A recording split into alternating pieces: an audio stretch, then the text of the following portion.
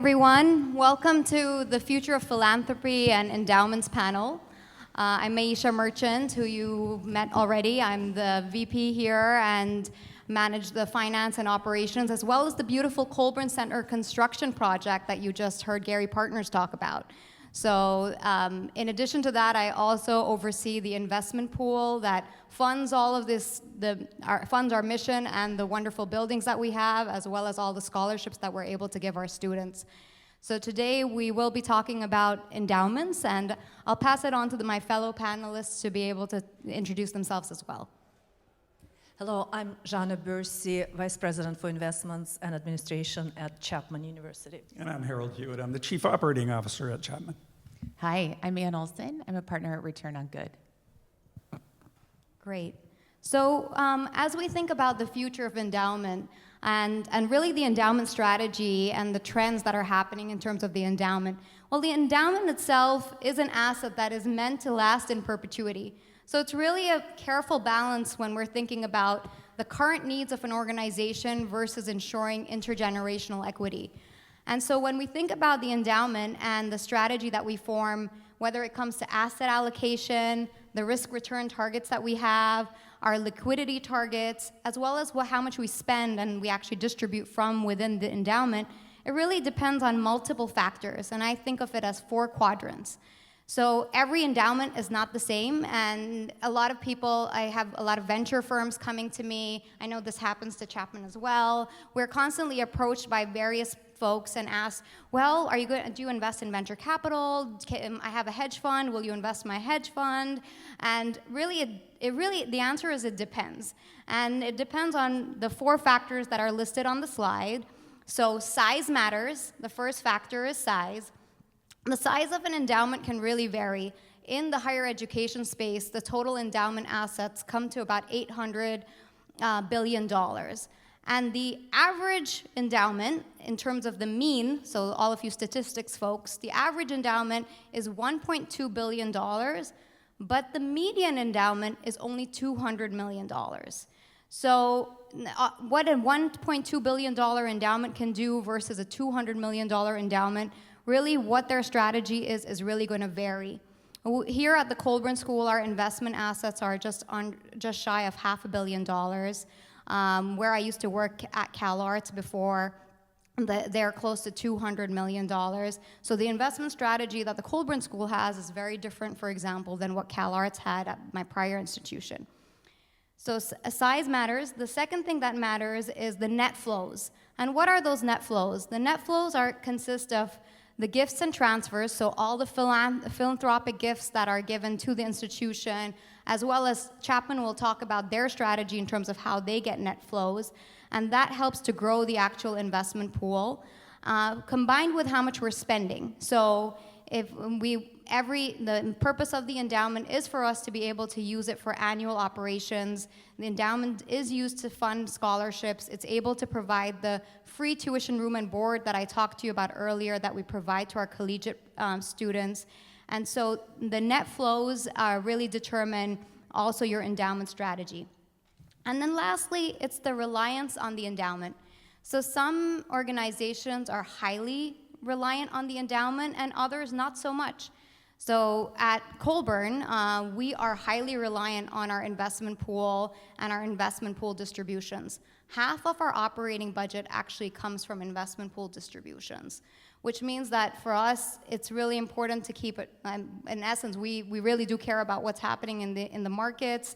We really to keep a track of our investment pool, and we may not be able to, even despite having a large endowment for the size of institution we may not be able to take as many risks as a larger endowment that is not as reliant on their endowment. So when I think about endowment trends, and since this is the future of endowments, there are really 4 trends that I'd like to cover. First is, how do we really maximize real returns in this inflationary environment? For us, it's really important to be able to ensure intergenerational equity. And in order to ensure intergenerational equity, which means that essentially every generation be able to draw upon the endowment and the benefits of the endowment equally, it becomes more and more difficult if you're in an inflationary environment. because the $100,000 that you draw in 1 year in a low inflation environment is not going to be the same as a $100,000 draw in a high inflationary environment. So which means that essentially our asset allocations, like what Julia talked about in her presentation, are far more complex now. We are trying to capture alpha through private investments and alternative assets. That is the focus of especially larger endowments. We are going into different alternative classes, which adds complexity to organizations. And for those organizations that don't have professional investment managers, it does become, there is a lot of complexity to organize and to actually be able to meet all of the demands that you have from all of these different fund managers and keeping a track of your capital calls and distributions. So there is certainly a trend towards pushing towards privates and alternatives. At the Colburn School, 27% of our investment pool is invested in alternative assets, versus at a larger school, so in the billion-dollar endowments, that number could go up to all the way to 37-40%, versus in the smaller endowments, it would be 0.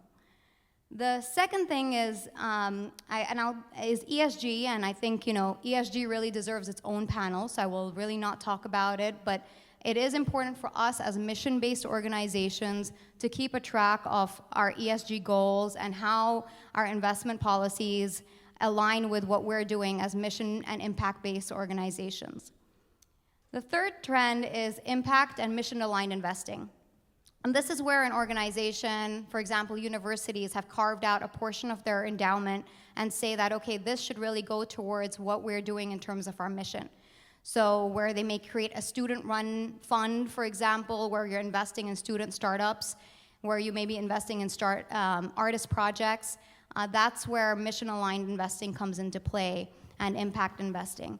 And I'd say both of these buckets really fall into this whole idea of responsible investing and socially responsible investing. And it's certainly a hot topic and an important topic in our investment committees and across the nonprofit sector that has endowments.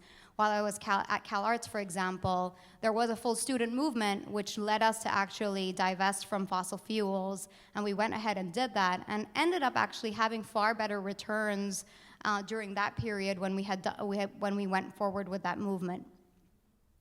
And then the last thing is the generational equity piece that I was talking about. How do we start to think about the average spend that an organization takes from the endowment is about 4.17% right now. In 2022, that's what the number was. We at the Colburn School take about 5%, and you'll hear from Chapman in terms of what they do. And for us, it's important because that's how you see these beautiful facilities that we have and are able to keep everything up to date and make sure that everybody gets the quality education that they deserve. But at the same time, we have to be careful because we're trying to reach certain targets in terms of our returns, and we need to make sure that our endowment is able to last for generations. We're not talking about an asset class that we're looking for 10-year returns. We're really thinking about 100 years and an asset class that's lasting in perpetuity. So these are some of the trends, and now I'll pass it on to Chapman to talk a little bit about how this all comes into play as an example. Thanks, Maisha. I'm going to lead. Jean and I are going to team up on this. We've been invited to give you a case study of a real-world institution that is really focusing on endowment. I think every institution does to a significant degree, but Chapman is really making a special case of it, as you're going to hear. First thing you need to know a little about Chapman. 10,000 students, give or take, most of them undergraduates, located in the city of Orange with a second campus in the city of Irvine. Our Irvine campus is graduate-only health sciences. We offer a physical therapy degree, a physician assistant degree, a pharmacy degree, and so on. The main campus is divided up into 11 schools and colleges, and probably the one we're best known for is the Dodge College of Film and Media Arts, which is ranked number 4 internationally for film schools. And believe it or not, mighty little Chapman competes toe-to-toe with USC and UCLA for film students, and we win more often than we lose. And I think that is because we poured significant money into developing the facility, which is heavily technologically advanced. And our curriculum in our film school puts cameras in the hands of first-year students day one. A lot of other institutions put students through 2 years of general education before they get to the filmmaking. So we have a number of advantages. We're very proud of it, and the university is growing and achieving recognition in ways that probably exceed its original foundation anyway. Over the last, 7 years, the Board of Trustees has developed a series of strategic plans that call for us to focus on endowment. A lot of you heard about distress with enrollment among institutions, particularly private colleges, which are facing a demographic cliff that started in the Northeast and is sweeping across the country to the West. In 25-26, there is a forecast that traditional-aged high school graduates bound for college will drop precipitously in a single year by 10%. The reason for this enrollment distress goes all the way back to the 2007-8 Great Recession. When there's a massive recession that affects millions of people, they stop having children. And that has a lag effect that dramatically impacts higher education. So our board said, well, what are we going to do about that? We have to find other sources of revenue. We have to make a virtue out of the endowment as an alternate to enrollment to stabilize our financial future. And so to hear how we're going about doing that, I would like to introduce Shauna Bursey, and she's going to tell you what Chapman is doing. So how did we get in our endowment value from less than $200 million just about 11 years ago to $660 million as we stand today? We have more than doubled our endowment value in the last 7 years. Well, there is no one single answer. Our approach is really multidimensional, it's intentional, it's focused, and in many ways it is unique to Chapman University. But we mostly focus on 4 strategies on how we have accomplished that so far and how we going to continue this growth. Number 1, a strong focus on investment performance, and as we all know, asset allocation is really the key behind it. So over the last several years, we have been very strategically focused on private investments. Our private portfolio right now represents about 1/3 of the entire $660 million endowment portfolio that we have. Overall, it is highly diverse. When we talk about private investments, we mean a variety of different strategies and funds, everything from venture capital to private equity to private real assets to distressed debt, so on and so forth. We have about 114 different funds and asset lines within our entire portfolio, and over 80 of them represent private investments. So it is a highly diverse portfolio that produces strong results. Part of the reason why we're so focused on growing our private investment allocation is no big surprise, because that's where we have seen, and that's where we hope we will continue seeing strong returns. Chapman was very pleased with our own investment performance in 2021 when the portfolio returned almost 36%.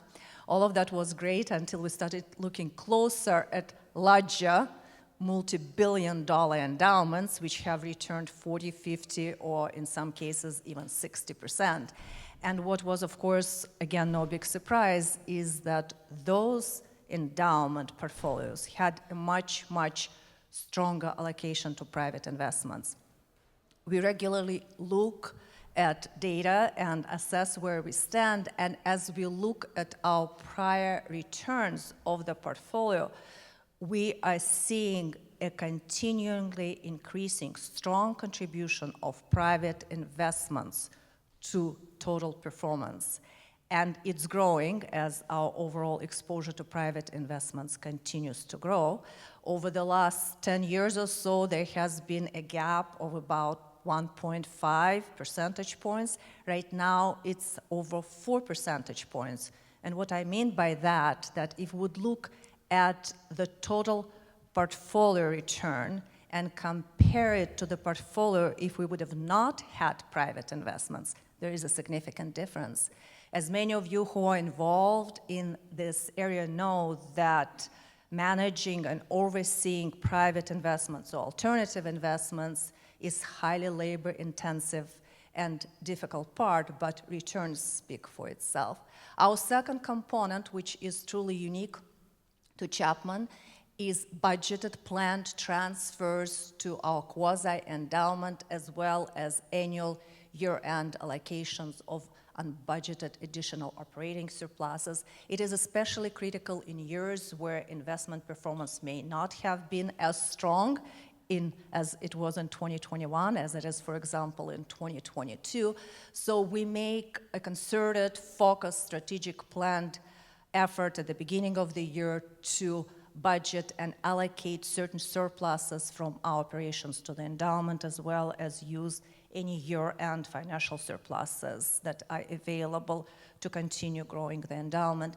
Chapman prides itself on strong financial operation and successful overall business management, which allows us to do that. Third component has not been as strong of a contribution to Chapman's endowment growth in the past, but we're refocusing our energies and right now have a $500 million campaign, which is way underway with a strong focus on endowment growth. Last year, for example, we have raised about $14.5 million to the endowment portfolio. In the past, the focus has been primarily on buildings and raising money for buildings rather than cash current contributions to the endowment growth. And last but not least is our fiscal discipline that allows us to maintain a fairly low spending rate. Colburn, for example, has a very different approach to it. Chapman is fortunate enough, again, because of our strong financial operation, not to heavily rely on income from the endowment. As a matter of fact, in our case, that rate is extraordinarily low, just about 2%. And as a result, we are able to maintain a spending rate of 3% over the last several years. Just to put it in perspective, a typical spending rate for a university endowment is in the range of 4.5% to 5%. And more than that, in March of 2000, when we all have experiencing a dramatic drop in the stock market due to COVID pandemic, the Board of Trustees made, again, a very intentional strategic decision to lower the spending rate for 1 year to 2%. Again, we would have not been able to do it unless we had strong financial operation of the university. And just to put it again all in perspective, here's how the endowment has grown over the last 7 years, and we have not yet fully closed this fiscal year. It ends May 31st, but we anticipate that we will be somewhere in the range of $660+ million. And when this goal of endowment growth and development is part of an institutional strategic plan, it always helps a great deal. Excellent. Wow. Congratulations to them on that amazing success. Do you want to move the slide forward just one? Oh, thank you. My name's Ann Olson. I'm a partner at Return on Good, and today I'm going to talk a little bit about trends in philanthropy. Return on Good is a strategic philanthropy company. So there's 3 key things we do. We work with family offices in helping them plan their strategies and frameworks around philanthropy. We work with early start entrepreneurs who are looking for impact investment dollars. And we work with nonprofits to help them build their marketing and fundraising strategy. And the really cool thing about that is we have the opportunity to really have a unique lens, especially for family offices, based on those 3 areas. Today, I'm going to talk just a little bit about 3 key trends that we're seeing in the marketplace that could impact you as a family office. And the very first one is strategic giving. In relation to giving in the U.S., there are over 1 million nonprofits in the U.S. 600 new foundations are incorporated each year, probably a lot of those by family offices. In the last 2 or 3 years, giving has been down in relation to number of donors, but dollars have gone up in relation to impact. And so it's a really cool trend to see that happen. Over the past few years, I think it's interesting to see what's happened in relation to models. The Gates Foundation in 2000 really started a model that was very focused on rigor and outcomes in their philanthropic giving. Mackenzie Scott sort of busted that open with open checkbook policy this year, where she is incredibly on the other end of the spectrum as far as trust-based philanthropy. And I think one of the things that we're seeing as far as trends is kind of a meeting in the middle. I think the Chan Zuckerberg initiative was one that really came to light in being a build, do, fund type of project. Their strategy and structure is a little bit different. They are actually an LLC that gives them the opportunity to do investment, build their tech, do grant making, and also work on policy. And so with that trend, I'd love you as a family office to think about what is your strategic philanthropic blueprint and framework, and how are you thinking of that as an office? The second major trend we're seeing is in relation to women's philanthropy. And this past year, I was at the Women's Philanthropy Institute in Chicago with 800 other women. One of the things that they came away with and really talked a lot was an expanded definition of philanthropy. And what that includes is a giving, investing, and volunteering model. And in relation to giving, we're starting to see a number of giving circles. There are over 2,000 giving circles in the US that are groups of women who come together, pool their funds, and then decide on who they're going to give to and volunteer with. And I think this network's really interesting because not only those women coming together to talk about giving, they're also coming together to talk about investing. So we're starting to see that blurring of lines between the giving and the investing. The other piece that I think is really interesting is in relation to financial literacy of women. So 43% of the nation's wealth right now is held by women, and we're seeing just an increase tremendously in relation to women wanting to become more financially literate and efforts around that. And I know Oedipe and Jennifer are going to talk in a few minutes about some of their work, but they've started a nonprofit in the LA area called Women of Wealth to help financial literacy at all levels. And they do a tremendous amount of nonprofit work with LA women who are homeless and rebuilding their lives, and they do a lot of work with Mastermind as well. So it's really across the whole spectrum. And as we think about women's philanthropy, I would just encourage you to think about, are there women's investment funds that you're invested in? Are there women's philanthropic opportunities for you to see? And do you have women at the seat and the table in making some of those decisions? The final trend I wanted to talk about, and we could talk about this one all day, is in relation to ESG, politics, CSO, greenwashing. I think that this has been a pretty hot topic. ESG really became popular in the 60s. It resurfaced in 2004 when the UN Secretary commissioned a report to have about 50 key individuals and CEOs really participate in a research project that was focused on environment, social, and governance, and how we bring that initiatives into finance. And I think that the overwhelming topic, whether ESG is popular now, whether impact giving is popular now, is that it has a major seat at the table. PricewaterhouseCoopers said that ESG assets will increase to $33.9 trillion by 2026. So the takeaway there is, I think, really just to look at what is your family office interested in and passionate about, and is that something that you have in your portfolio of work? So those are the three quick trends that I wanted to talk about, and then I guess I would open it up to anyone for questions for anyone